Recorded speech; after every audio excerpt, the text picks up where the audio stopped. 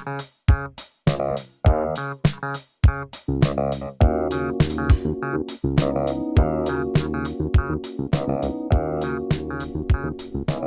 o Filoi. I'm Fletcher from amindforlanguage.com, and you're listening to Greeking Out, a podcast for ancient and Koine Greek learners full of tools, tips, and possibly tirades on learning Greek using comprehension-based methods.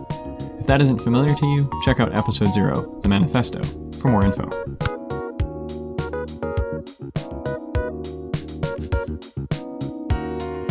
Welcome to another episode of the Greeking Out podcast that is not about ancient Greek or specifically Greek-related things. It's about Old English.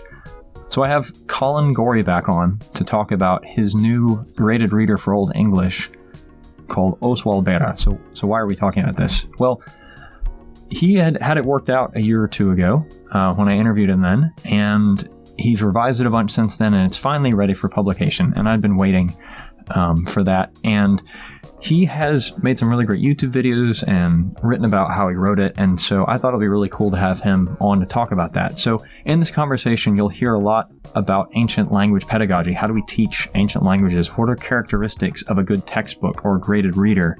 And there's a ton here that is practical both for teachers and authors of ancient language, learning materials, but also for us as learners, because like Colin says in the interview, we kind of flip some of those principles on their head, and that tells us what learners need to do. So jump in.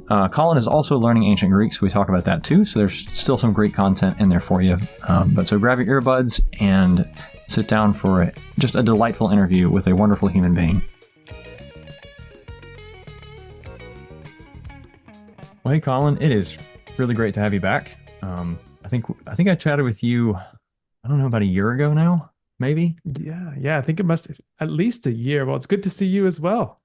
I'm guessing at that point, I think Oswald Bera was a concept, but I don't know how far along you were. And now it's coming out. I mean, the release date was it the 12th? Is that right? The release date was the 11th, but I think there's an old saying in show business that you never want to go up an opening night against like Mission Impossible. Yes. And in our case, there was a delivery of a fresh human involved in our publication team. So the release of my baby, we was like, okay, well, we'll space that out a bit. So it should be any day this week now. Well, that's cool. Yeah, no, that makes sense. Life happens and we have to make allowances for things like that, obviously, or, we go crazy or make other people go crazy, as the case may be. Yes, but any day now, it should be out. Last time we talked, the book was done and I was using it in teaching, but over the course of teaching with the book now it's been 2 years and a few months since I started teaching with the book. I made a lot of changes and I learned a lot along the way. Yeah, I watched your video that you released on your YouTube channel about what makes a good graded reader. I think that was the title, or close. And you seem to indicate that you went through some, I don't know if significant revisions, but some at least pedagogically motivated revisions that sounded like it significantly improved the quality of the text. And its utility for learners. In my original conception of Oswald Bera, when I first started, I had this idea for a story-based reader before I had an idea for what language I wanted to use it with. So that gives you any idea of the massive amounts of changes that it's gone through.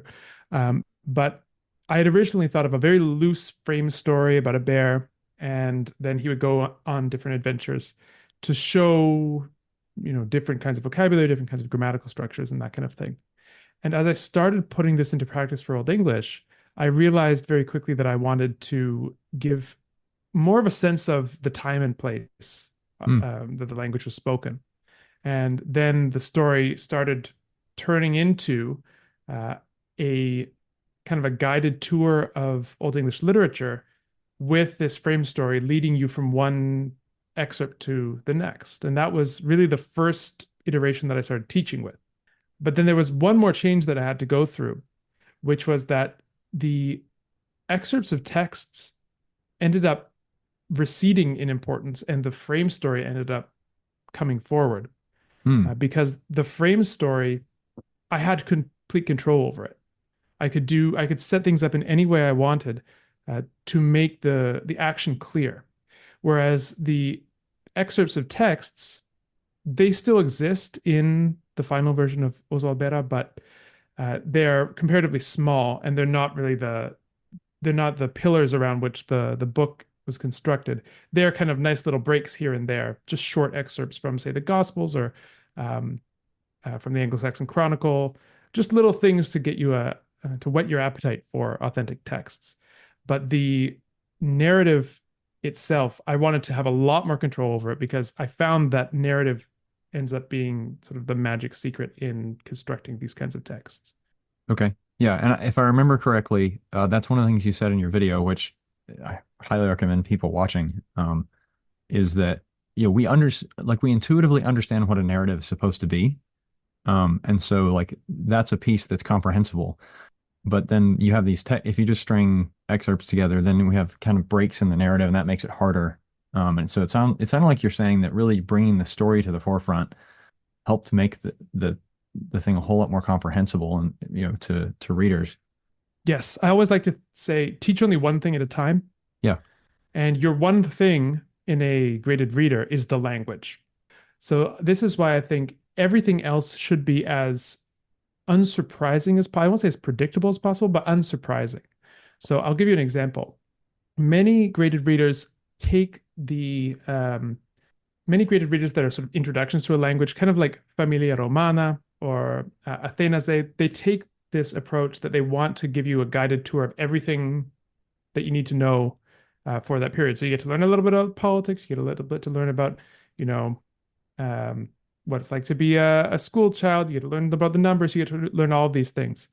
Some of these things, of course, we already know. Like we know about seasons, we know about numbers, but some of these things are very culturally specific.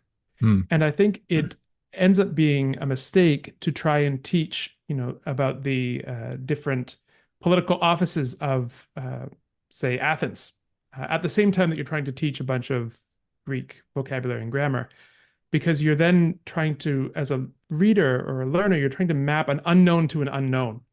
You Hmm. have a bunch of new vocabulary and new grammar, and you have some new concepts, unless you happen to know about this stuff already, which cannot be taken for granted.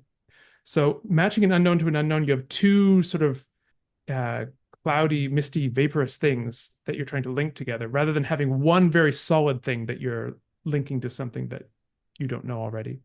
And so it's a lot easier to do that. It's a lot easier to build a bridge from somewhere into the mist than from mist to a different part of the mists.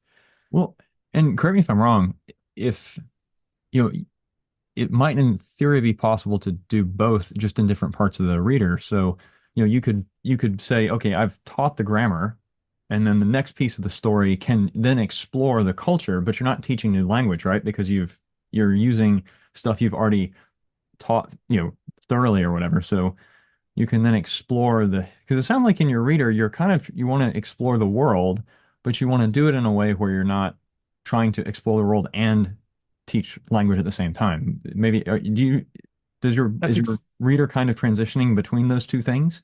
Yes, that's exactly it. So you have then, as the author, at your disposal, these two different kinds of complexity Hmm. that you can, decide to lower the complexity. And by complexity, I mean the amount of new information, the Right. load, the cognitive load you're putting on the reader. You lower that if you want to increase the sort of intrinsic complexity of the material. So you're teaching them something new about the world. You use old language to do that. If you're teaching them new language, you give them old facts about the world. And old facts about the world could mean, we know that bears like to live in the forest and they eat fish, and some of them really like honey. These are sort of old facts that we know that you can use to cast the novelty of the language into relief. Hmm. And that makes sense. And I think that has another interesting side effect. I talk about it a lot, but Paul Nation's four streams of language learning, like that then means you're doing fluency development with the language while also maintaining engagement for the reader because you're giving them novel information while recycling and thus reviewing and developing fluency and comfort with previously taught language material. So it's still engaging and there's still that motivation to read or to listen or do whatever because it's new information, but it's old language. So like you said, you're kind of yeah, I mean to me that's brilliant because we're getting the language reused and building fluency while maintaining interest and still continuing to learn, just learning something different. Um, Exactly. You don't have to do everything all the time. And I find when I've tried, it's very obvious as a teacher. So, what I recommend if anyone's writing a book like this to teach with it as early as possible, because you can mm, see the overwhelm in people's faces, even if they're all doing such a great job there, but you can't help but be overwhelmed when you have all this new stuff coming with at you and your comprehension starts to break down and you start to see, furrowed brows and things like that. And you think, okay, I need to back off here because I'm trying to do too much all at once. yeah, that makes sense. I mean, just a small, yeah, think about Familia Romana, and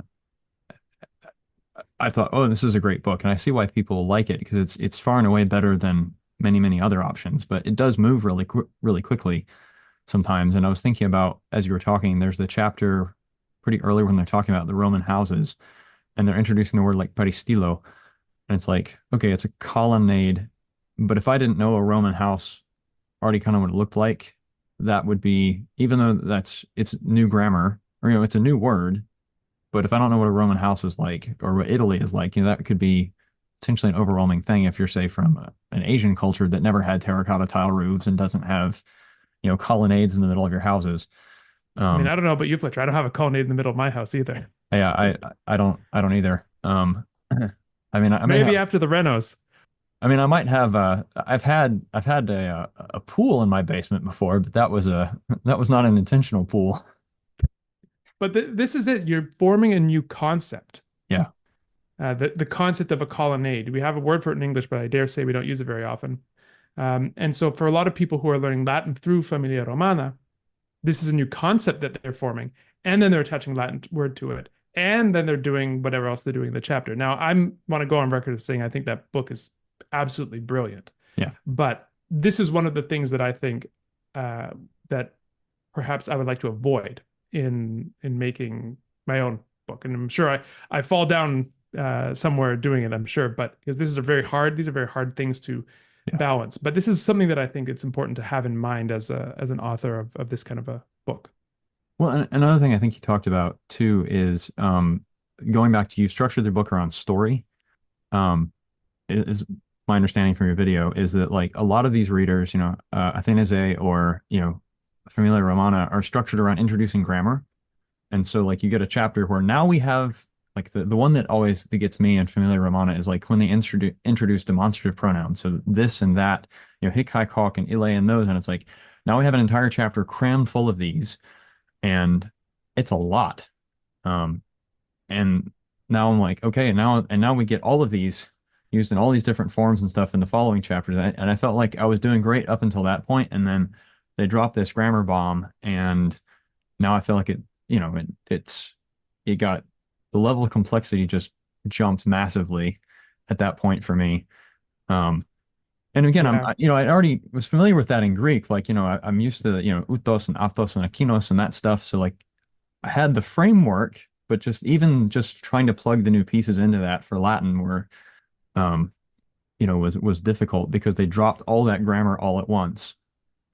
Whereas I imagine if it had been introduced more slowly and, oriented around a story rather than about that piece of grammar, it would have been a whole lot easier to get my head around it. I think the difficulty here is with having a grammar sequence that you build the book around, or you build a curriculum around, is the idea that you teach it in chapter 8. I think that's for Familia Romana, that's that chapter. You teach it in chapter 8, and they learn it in chapter 8, and now you're done, and you move on to other things. But this Hmm. is not what happens. No, Um, this is this is just because you teach it doesn't mean they learn it. It's this thing Bill Van Patten says. Um, the process is much, much longer. So I think having these chapters that are organized around particular grammatical concepts maybe very convenient for the teacher, but it doesn't really bear much relationship to what's going on in the minds of the students, of the acquirers. So what I do instead is I take the shelter vocabulary, not grammar approach. Hmm. So apart from the very start of the book, which I think has a special role to play, say the first, so it's a 28 chapter book, Oswald Vera. So the first seven or so chapters, I treat a bit differently. I could talk about that later, but the rest of the book, I use every bit of grammar that Old English has. I throw it all at the students. Now, granted, it's not as much as Greek or Latin, but it's a fair bit. Yeah. And what I do is I try and ensure that it's in comprehensible stories all the time, using vocabulary that is very, very slowly built. So you're dealing with all the same kinds of players, you're dealing with the same kinds of actions and scenes and things like that, but new things come about through the combination of different factors. So instead of the bear going to eat fish, you might have someone else going to eat fish, and the bear thinks that the other person's eating fish, but actually he's eating this. And so you get interesting situations that play with character and that allow you to have people suspect each other and doubt and things like this. And you think, oh no, we really need a lot of weird grammar to do that. There's no such thing as weird grammar or advanced grammar. It's all just the grammar of the language. What we think of as advanced is just what we put in chapter 28 rather than chapter 5. But Right. it's all equally part of the grammar of the language. Well, so for example, I was just in I was on a spoken Greek course recently, and they started with contract verbs. So we were doing, peripateo, which, in the standard like Bill Mount's Basics of New Testament Greek kind of book, you get to those later and they're big and scary because first of all, then they teach you like all three of the contracts in the same chapter. And so you have all these rules you have to now sort out, memorize the vowel changes, and all these new things you have to try to plug in. Whereas in this course, like we started with those and we had me verbs all in the same, and it was like stand up, do this, walk. What is he doing? He's walking. And so like there was no one bothered to say this is a contract verb, you should be afraid of it. Whereas like in sometimes in grammar oriented stuff, it's like here's this, it has a label and now it's different. And so it's scary. Whereas if you just saw the thing or just said the thing, we internalize the pattern and it's like, oh, I now mentally hear the difference between peripati, an imperative, and peripati, he is walking. And it's like, there's no stress there anymore because Yeah, it was taught without making it stressful. And it was just the grammar being used because that's how you say it, right? Whereas it, you focus on exactly. grammar too much sometimes and it becomes this scary thing when in reality, you can just internalize the patterns through usage. Exactly. And there's another problem with a grammar oriented sequencing, say grammar sequencing.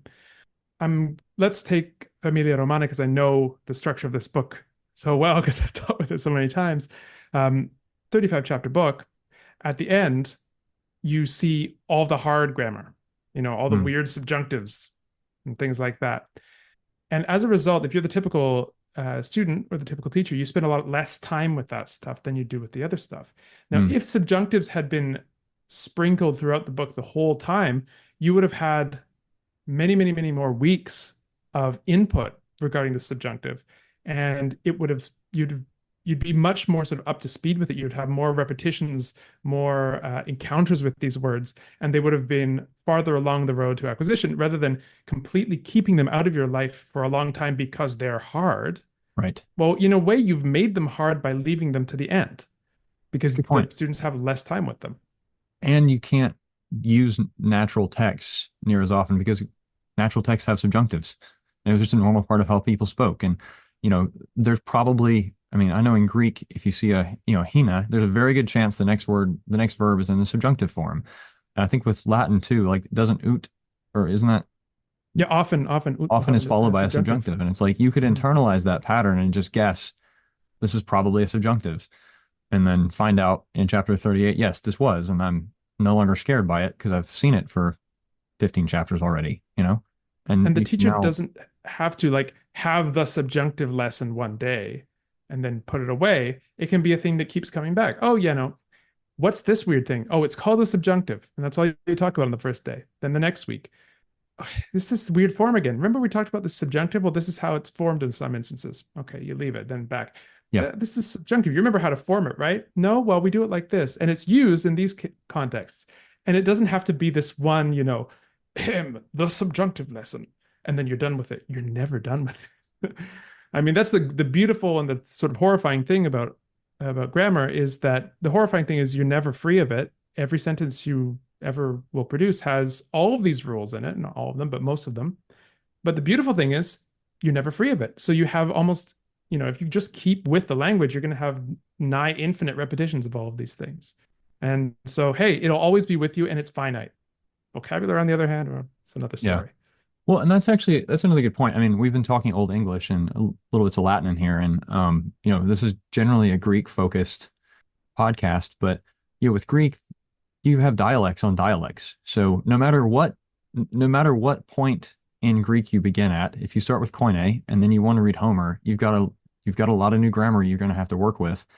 And if your skills of learning grammar are, I'm going to go through a textbook, that's going to be overwhelming. If you, what you're describing to me is like, here's the subjunctive, that's lesson one. The subjunctive follows this little pattern. Here's a chunk of it. Here's lesson two. That kind of sounds like what, doesn't Bill Van Patten call those like pop-up grammar? Hmm. It sounds like you're kind of doing something like that. And then, from my perspective, what really helped me is when I was trying to read, like getting into seriously reading the original text, and I run across a form like I don't recognize that, and then I'd go try to figure out what it was. I'm like, oh, okay, it's that. That's the grammar. That's how it's formed. Okay, move on. Keep reading. And so instead of diving in and exhaustively beating the subjunctive to death until I can pen it down, just saying, okay, I understand that this is a subjunctive. Now I'm moving on because I want to keep That may reading be my all you text. need to know right now. Right. I know that this subjunctive has an eta in it, whereas I expected, something different, or the vowel has lengthened and I expected something else and it's different. So now I'm going to move on. And then, oh, hey, this other one, I expected an omicron here and now it's an omega. Huh. Okay. And then later you can generalize that pattern as you then, have more experience to, okay, subjunctives have long vowels before the endings generally, or something like that, but you don't have to get that all at once. Right. Because you're coming back to it because you don't have, it's not a fact that you have to memorize and master. It's something that has to sort of settle into your mind subconsciously, implicitly. It's not something that you can check off your list, so to speak, which is frustrating in a way because we want to check things off our list. We want to say, I've learned this, it's done. I know Right. what date this historical event happened. I know what mitochondria are. These things that we're used to studying. We like to check them off and say, I know them, but that's not the kind of knowledge that we're acquiring with language. And so it's freeing in a way because you don't have to actually know it in that sense. You just have to keep encountering it, keep encountering it, keep encountering it, and eventually you will know it in the sense that really matters, the Right. implicit sense. And I think too, like if our textbooks are modeling that approach of learn just enough grammar to keep going, that then becomes a useful skill for when, people are learning on their own, moving into new texts that they want to read, and they have that skill of, oh, I could just look up and try to figure out this one thing, be satisfied and keep going and keep making progress on the actual useful skills of, input and output. Whereas you spend too much time focusing on grammar, that's great, but you're probably going to forget that a lot more quickly unless you have repetitions of it, right? So, Exactly.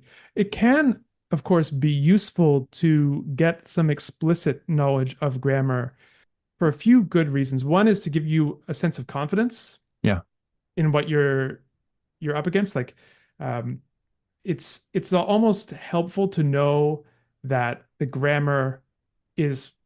Think of it this way. Um, if there's a spider in the room, you want to know where it is rather than wonder. right, I don't know if that's something that's occurred to me sometimes. Like, well, at least I know where that spider is rather than not knowing. So I think grammar can be like that. If you know what's out there, you know sort of roughly what there is to worry or not worry about. And also, if you know a little bit of explicit grammar, it can actually unlock more comprehension. So yeah, you it's true. may have a fact in your mind that infinitives end in this way. Infinitives end with I'll use Old English as an example, on, this an suffix, or eon, ian, and you know that, and you come to a new sentence and you see one of these ian endings, and you think that's probably a verb, and then well, if that's a verb, then this other thing is probably a noun. And then, oh, actually, I know what the sentence means now. Yeah. And you used explicit knowledge to come to a comprehension of that message, which you wouldn't otherwise have been able to do. So that can be helpful as well. Yeah, and again, back to, I guess I've maybe been disparaging grammar study too much. I mean, back to, Paul Nation's thing, like explicit grammar study should be a quarter of your learning activities, or, it should be a meaningful chunk. The problem, I think, with majority of courses is they take that and they ratchet it up to like 80%, and then there's only 20% left for actual exposure to the language in, real texts. And so, but yeah, I mean, you're right though. I mean, I use that same kind of thing all the time when reading Greek. It's like I know infinitive end and, how only have a couple of possibilities for endings. So when you look at a sentence full of new stuff, it's like, well, that's probably an infinitive, and then there's got to be something that is going with that to make the rest of it. So you know, where's my main verb kind of thing? Um, hmm it's like you're scaffolding your way up to it. yeah, It's knowledge that's not knowledge of, it's not the kind of implicit knowledge of the language that you eventually want, but it's explicit knowledge that helps you do the activity that gets you to that implicit knowledge. yes, Other kinds of scaffolding might be real world knowledge. If you are reading a medical text, you may be at an advantage if you are a doctor. right. If you're reading a legal text, you may be an advantage if you're a lawyer. If you're reading a translation of a book you already know in your first language, then you have an advantage there too. All of these things are non-linguistic knowledge that helps you acquire linguistic knowledge. And so I call this like it's cheat. People say, is it cheating to use a translation? It's like, yes, it's the good kind of cheating that you should do. Yes. Use the translation to become familiar with the content. Then you have your known and you can build your bridge into the unknown from there. Well, and like just for example, I've had recently started and have since stopped, but had recently started reading, trying to read some of John Chrysostom's commentaries on the Gospel of John. It's like, well, I've read John, the Gospel, so I know what he's going to be talking about, right? I know his content, and so then it's just I'm adjusting to a different period of Greek and a higher, more literary register, but I kind of know what he's going to say within reason. So it it helps make it a whole lot more comprehensible when you kind of know where you're going. Even though I've never read them in English, at least I know the content because I know what he's talking about. And like I've also trying to read some of the ancient Greek grammarians in Greek. It's like, well, I know how grammar works because I have a degree in linguistics. So, it's more just learning how do we talk about this stuff in this language rather than what is it that we're trying to talk about? Exactly. And this can unlock texts that would be more difficult in theory, but because you have these sort of extra linguistic uh, bits of knowledge, then you can gain access to more input and more input that's probably you wouldn't have been able to do until a little bit of extra time had passed if you hadn't had that knowledge. So it's very good. It's very helpful. Use your real world knowledge. Use the fact that you understand the time period or the topic, or you have a translation or something like that. Use all of that. Well, and are you familiar with Ollie Richards? Do you know who he is? I do. Yeah, I know him from YouTube. Right. Yeah. Same. Like his podcast and YouTube and stuff. And I I was going somewhere with this. Where was it? Shoot. Um. Oh yeah. I think he talks about just go get like one of the things he recommends when people start learning a new language, or at least that he used to, was go get a grammar and read the thing. Don't try to memorize any of it. Just basically look through it and get a sense of this is how the language works. I think that advice is pretty solid. It's like go skim the Wikipedia article for the grammar to get just to just to have a picture frame in which to start putting pieces as you encounter them later, rather than trying to memorize it. Because then, like you said, if you just happen to remember from that reading that, Greek has active and passive infinitives and their endings are different, then when you say, oh, well, this looks like a verb and it seems like it should be an infinitive, but that's the wrong ending. Oh, maybe that's the passive. And then you say, oh, that fits the sentence and move on. And now you've used explicit knowledge and can to parse something out and understand it. Um, And another kind of a variation of this is the kind of narrative knowledge that we all get from being readers of stories and watchers of yes. films and TV and things like that. And this is something that I really tried to take advantage of in Oswald Bera, especially towards the beginning when, so as I mentioned earlier, the book kind of has different phases. The Yeah. first 7 chapters have the concern that the reader is new to Old English in most cases, and so we have to try only to teach one thing at a time. So, hey, this is a new language. That's actually quite a shock. This isn't this says English on the front, but it's old. This is a different language. So, given that, we have to treat the reader a bit differently than we would later on in the book. And this means making the story very predictable in a sense. Hmm. Not that it's boring, but it's sort of satisfying in a narrative sense. So it has this folktale structure. Whenever something happens, it happens three times. So I'll give you an example. In the second chapter of Oswald Bera, Oswald goes looking for food for his journey. What does a bear like to eat? Fish. Okay, he goes and looks for fish in the river. Does he find fish? No, because this is the first one. He's not going to find them the first one. Okay.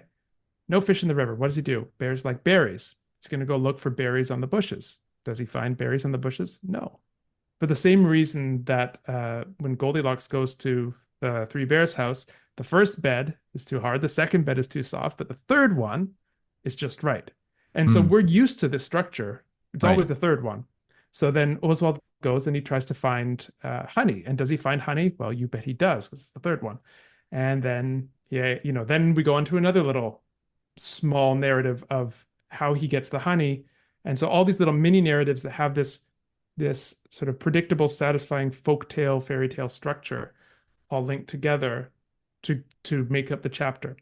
And there aren't plot twists. There aren't crazy things that are unexpected at this stage of the book because the bulk of the cognitive load is taken up by the fact that this is a new language with completely new patterns. Then once the readers got through chapter 7, that concern has receded, and now we can start to do a little bit more. Hmm. We can start to do more Yeah. grammatically. We can start to do more story-wise, and this sort of thing changes. Well, and one thing about predictability there is where does Oswald go to look for fish? A river. He doesn't go looking he doesn't go looking in the shepherd's hut for pots of salted fish. He doesn't, when he looks for berries, he's not raiding, he's not trying to get them out of the back of a wagon. He's looking on a bush. Where do berries grow on bushes? Where do fish live in rivers? Right. So it's like you said, it's predictable. The story, the chunks of the plot are predictable at that point, and then it's satisfying for the reader because they get to figure out the language that tells the predictable story. And then I'm assuming later, once the language is less of a more comfort, then you can start making it satisfying by having plot twists and, things like that. Exactly. Unexpected things happen. Although there's a genre of expected unexpected things in Right. stories. Like if you're watching a murder mystery, it's never going to be the first person. It's going to be someone unexpected, but you know that it's expected that it's going to be someone unexpected who Right. ended up being the killer. And it's those kinds of plot twists. This isn't an experimental book. Right. I'm not pushing the boundaries of fiction here. I'm trying to tell an enjoyable story, but my primary goal is to teach the language. It just so happens that those two goals are actually very, very much in concert. You can do both. And I dare say that the best way to do one also accomplishes the other. Yeah, that makes sense. Like, kind of for the different things we're saying. You mentioned mysteries. Have you ever seen the Father Brown series on BBC? Yes, I It's like have. you can pretty much trust that the inspector is going to get it wrong. I mean, he's going to collar the first guy on the slightest bit of evidence, and then Father Brown's going to have to show him how it was somebody else or, you know, completely different. So yeah, like that, you're right. There's those expected tropes that you could play off of. Exactly. Or you see a murder mystery on the TV and it's a 1 hour long show and they've arrested someone at the 20-minute mark. No, let him go. Yep. It's not There's him. no way it's that We person. haven't even got through the first commercial break yet. Yeah, my wife and I watch a lot of K-dramas. And it's like that there's a flow in episodes. So like that it's not gonna, even though it looks like it's resolving here, it's like it's not resolving in episode 6. There might be like a subplot that's gonna wrap up, but it's gonna keep like, all the important characters are gonna be fine because they have to make it to 14, 15, 16, episode 14, 15, 16 before anything can wrap up or anything massive can happen. So those Exactly. And knowing that, you develop a kind of competence at being a watcher of K-dramas which have some different conventions from Western Yes. TV shows, but they have their own conventions. You learn fairly quickly once you've watched. My wife also enjoys those, so I'm familiar with some of these. Um, but you can take this competence as a reader of stories, and you can use it to sort of sneak learning in Hmm. as a teacher. And so that's basically what Oswald Beta was an experiment in doing. So it almost imagines, um, I'm just thinking about this. I'm imagining that like we kind of have, as we're working with a reader, we have a scale, and on one side is like new language, and on the other side is like new concepts. Say, unknown ideas, unknown language, unknown ideas, and you can, those are equally pulling on you throughout the writing of this thing, and you can go a little to one side or the other, but you can't go too far because you start building up too much debt imbalance on one side of the equation, and then things don't work out well. Um, so it's like you kind of have to navigate, which one of those things you're teaching at a given point. Um, I think that's exactly the right way of thinking about it. And you can start to feel as you teach whether you're listing too much to one side or the other. there we go. That's a better metaphor. And sort of, it's almost like surfing in a way. Yeah. You have to keep your balance by not going too far over to one side or the other, and you can tell. I And you think can lean a also little bit sometimes, right? And that may work you out can and really well, should like in surfing. Like that may help you catch the right turn to stay balanced for the next little bit, but you've got to come back to equilibrium or you end up precisely, tipping over. precisely. Yeah, it can absolutely be the right move to go far to one side on any given occasion, but if you consistently do that, then you're going to fall on your face, literally and figuratively. Because I'm imagining like we said, like if you teach new um you teach language, and then after a while that's going to get really boring if that's all you're doing because there's no story. Conversely, if you then teach nothing but new stuff, you're not teaching any new language, and people are going to be like, well, I actually came here to learn Old English, not to learn Anglo-Saxon, history in, the what, 800s? Oswald takes place in 1000 to 1002. Okay. There you go. So, man, you're right before the Norman Conquest then, right? Oh, yes, That's is it 1006? Is that right? No. 1066. 1066. There we go. But the events that take place in Oswald have certain consequences that are related to the events of Ooh, 1066. nice. Okay, so there's a spoiler or Easter egg. I don't know what's the right term. There's a Not quite a spoiler, not quite a spoiler, but a but teaser. Teaser, there a we go. little The, teaser. the teaser trailer. You see the French flag looming on the horizon, and Very much so. that's okay. Interesting. All right, um so one of my questions here is I'm always I like this to be, a practical podcast for learners, right? So I think there's a lot of stuff here we've talked about for people who are teaching. And also then again, as learners, like, hey, if you're evaluating a book, like here's a wonderful set of principles to look at, are they abiding by some of these things we've talked about? But so my question is how has writing a reader and thus teaching with it changed your approach to learning languages? Because I've noticed from some of your posts and things you've made and videos, like you're learning or relearning ancient Greek. So Mhm. has it affected your approach as a learner? And if so, how? It certainly has. Essentially, all the things that I say that a teacher should do, you can sort of flip it on its head to see what a learner should do. Hmm. Because as a learner, you're sort of a good learner of a language is a teacher unto himself. Yeah. It's you are the fundamentally the one responsible for ensuring that you have everything that you need in order to progress in this language. Now, a flesh and blood teacher is a huge help, but not strictly speaking always necessary. So if you have access to content in the language, material, input of some kind, then you can engineer the same kinds of situations that will cause your acquisition. This is how you can be an autodidact and learn ancient Greek, and many people do it. But then you have to sort of be a bit of a stage director. You have to bring texts on at the right moments and take them off at the right moments. So you ensure that you're making that you're getting the right kind of input, that you're spending your time doing enough explicit grammar in order to read your text, finding a text that has a certain amount of comprehensibility because of your external knowledge. This is maybe not be the same kind of help that a textbook gives you, like the narrative help. That may not be the one that does it, but your real world knowledge about a particular war may help you Hmm. in say ancient Greek, or your knowledge of philosophy. If you're going to read Plato, if you read a bunch of secondary literature or translations of Plato in English, that's going to help you a lot. And so it's the same principle that you're using external external knowledge to scaffold yourself into comprehensibility.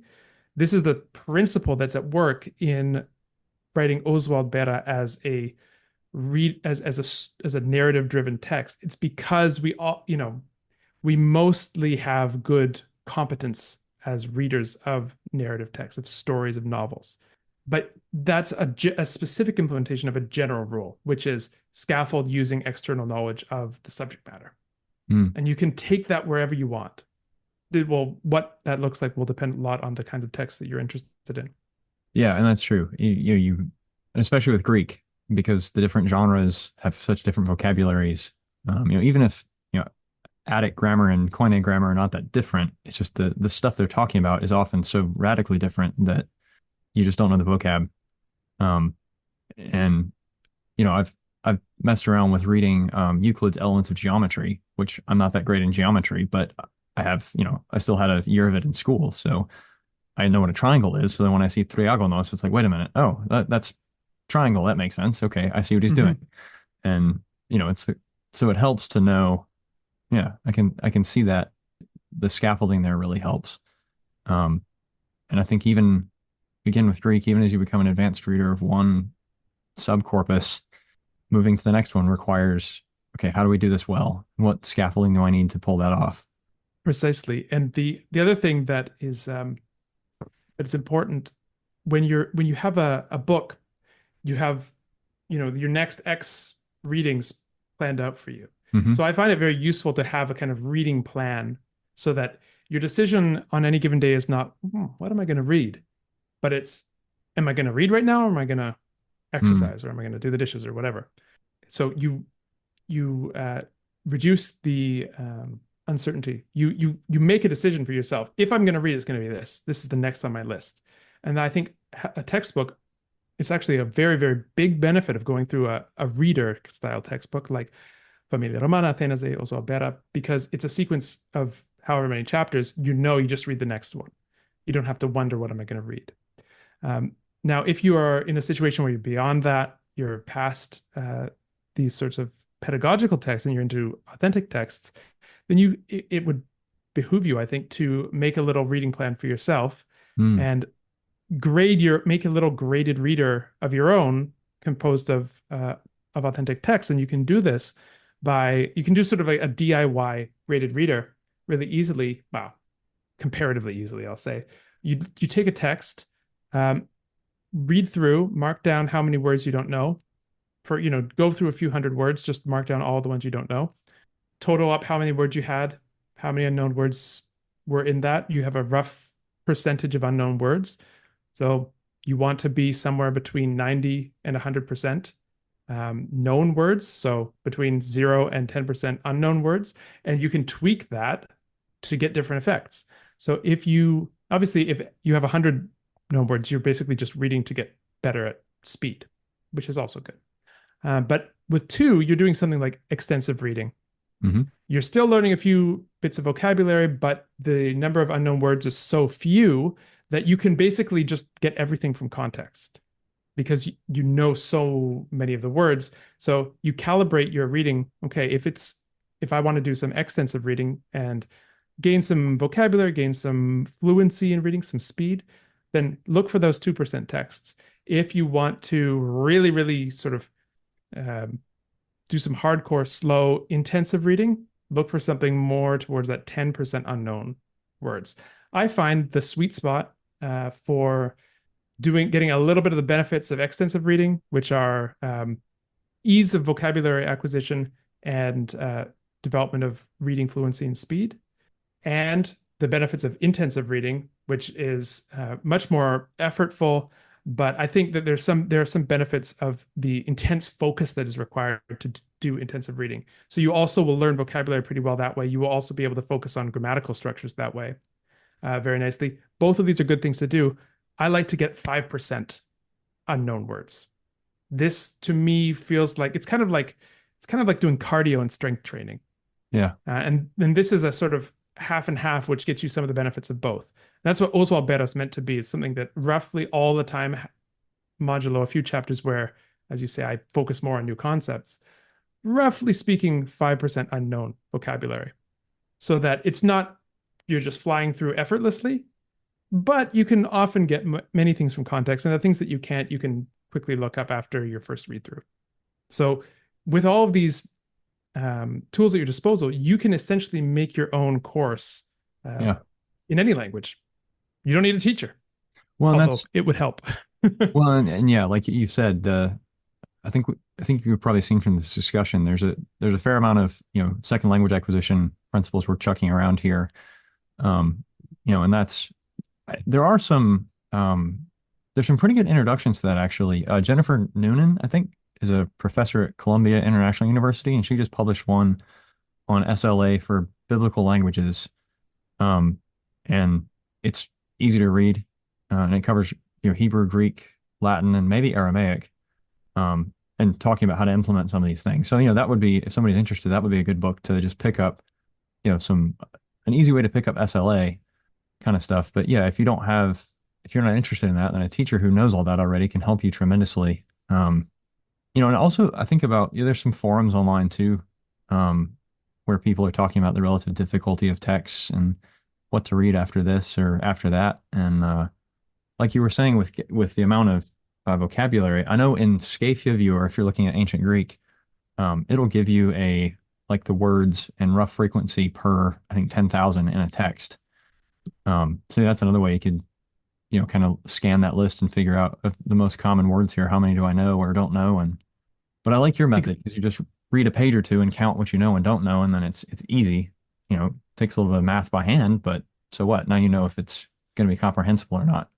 Exactly, and you can do it anywhere. You don't need anything beyond your phone calculator, or if you want to, you know, de-rust some of those gears in your brain, you can do it by hand. And it can be done with any language. That's the Yeah. thing, because you know we may complain as learners of Greek that we lack resources, but compared to some other languages, it's an embarrassment of riches that we have. So we're used to comparing, as learners of ancient Greek, we are used to comparing ourselves with learners of Latin.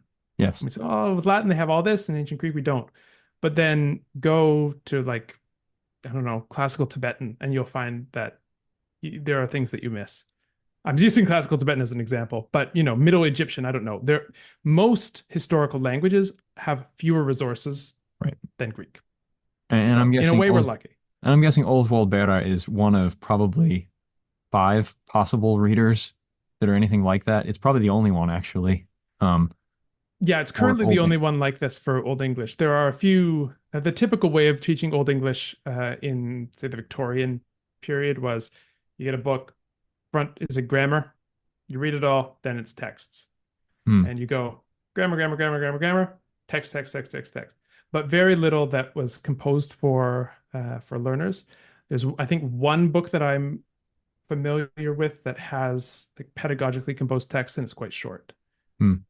Which is, incidentally, if anyone's curious, it's Sweet's First Steps in Anglo-Saxon, which is old enough to be out of copyright, so you can go find it on Internet Archive. Isn't he the guy that did one of the Septuagint um, Henry Sweet? editions? Yeah, I I don't think that's know. the guy. Oh, well, I man of think many I, talents. I think I saw his name. I was like, man, Old English and I think he may have been into something else too. But yes, I mean some of these academics in the early 1900s, late 1800s, they had their hands in all sorts of different fields of classical languages. Age before specialization. True, true that. No.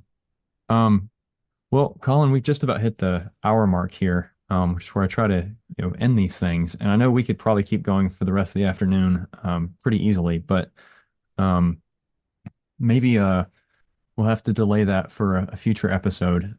So in the meantime, where can people find you if they're interested in one, learning Old English, or you're reading, getting a copy of Oswald Bera, or just kind of following, I've seen your YouTube channel has stuff on constructed languages, historical linguistics, language learning theory and methods. I mean, all sorts of stuff. So if they want to follow you, where do they look for you?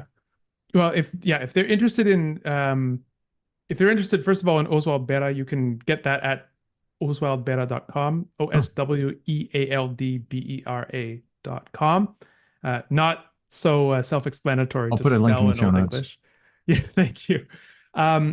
Otherwise, I have a Substack where I do a lot of right now this season. It's a lot of behind the scenes sort of explaining some of the decisions that went into making Oswald, sort of the same kind of stuff that we're talking about today. And then on YouTube, as you said, it's more of a mixed bag of language learning, of historical linguistics. There's some constructed languages, all sorts of stuff on YouTube, but also a lot of Old English as well. So either one of those places. I'm also on Twitter/X, Colin Gorrie. So all of the above.